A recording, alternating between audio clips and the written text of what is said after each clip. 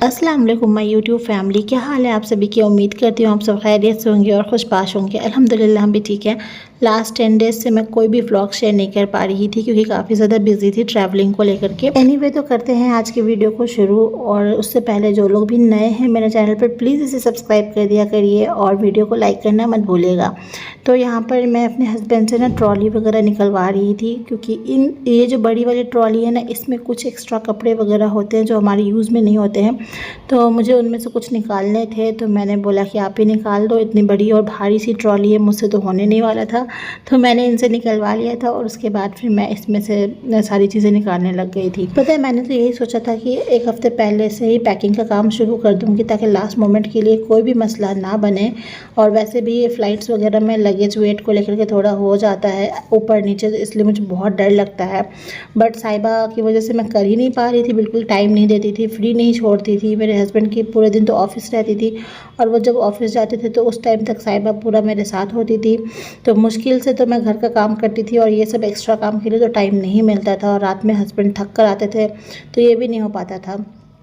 So finally जब उनका work from home होता था ना, तो मैं जल्दी जल्दी से ये सारे कामों को फिनिश करती थी। तो बस यही एक रीज़न है जिसकी वजह से पैकिंग मेरी एक रात पहले ही हुई थी। मैं बहुत कोशिश कर रही थी कि पहले से कंप्लीट कर लूँ, लेकिन नहीं हो पाया था। वैसे भी हमारे लिए कहीं आना और जाना इतना आसान तो होता नहीं है क्योंकि हर एक चीज़ खुद ने ही मैनेज करनी होती है। और यहाँ पर ना मैं फ्रिज वगैरह क्लीन करने लग गई थी क्योंकि काफ़ी गंदी हो गई थी। कुछ चीज़ें मुझे इनमें से निकालनी थी, कुछ मसाले थे जिनको मैंने पैक करना था, जो मेरे हस्बैंड के काम में नहीं आने वाले हैं, वो मेरे साथ नहीं जा रहे हैं, वो यहीं रहने वाले थे। इसलिए मैंने सोचा जो उनके यूज़ में ना आए उनको मैं पैक कर देती हूँ ताकि वो मेरे आने तक ख़राब ना हो। अच्छा, अब इसकी सफाई मैं नहीं करती, इतना इम्पॉर्टेंट नहीं था क्योंकि उन्होंने बोला था कि इतना मत करो, मैं सब कुछ कर लूँगा।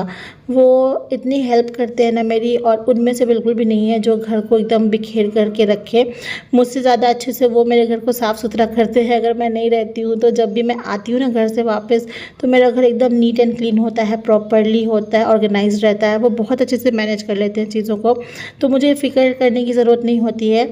लेकिन एक फ़र्ज़ भी होता है खुद का कि अब अच्छा है चलो कर देते हैं, लेकिन अब हम छोड़ भी तो नहीं ना सकते हैं उनके ऊपर सारी चीज़ों को, उनको ऑफिस भी होती है।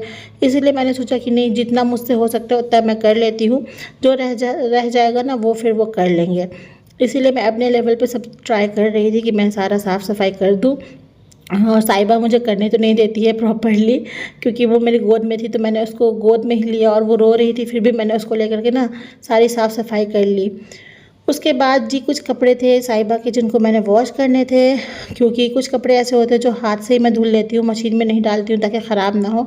तो इसलिए मैंने इनको वॉश करके और धूप में मैं सूखने के लिए रख रही थी, और ये सारे काम ना मैंने 2-3 दिन पहले से स्टार्ट कर दिए थे। अगर हम छोटे बेबी के साथ ट्रैवल करते हैं ना, तो उनको लेकर के ज़्यादा हम फिक्रमंद रहते हैं क्योंकि उनकी सारी चीज़ों को प्रॉपरली ठीक से रखना बहुत ज़रूरी होता है।